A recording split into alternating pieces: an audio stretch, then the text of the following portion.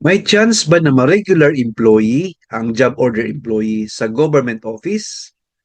Answer, maybe yes or maybe no. Yes, friends, yan po ang sagot natin sa question po. Kasi po ang pagiging regular employee ay depende po yan. If may open position or item sa office ninyo, kasi may nag-resign, may nag-retire, or anuman, ang chance po na ma-regular employee ang job order employee is to apply for promotion. Ayan po.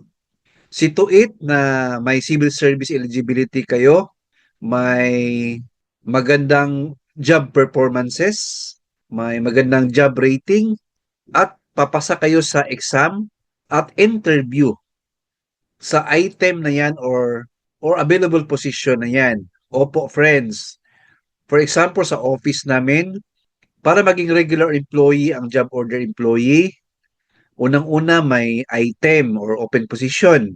Second, may exam sa open position na yan. So, dapat papasa ka.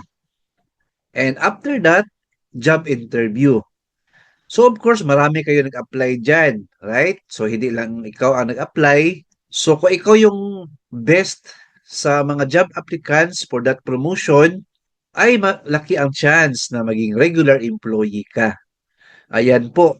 So, never ka maging regular employee, friends, if job order employee ka for a long time. Hindi yan siya assurance.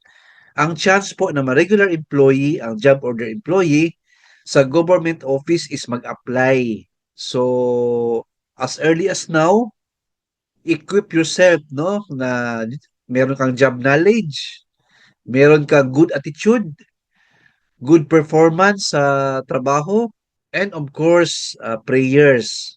Hope na nasagot natin ang question ni Sir. Keep watching my YouTube channel, Sir.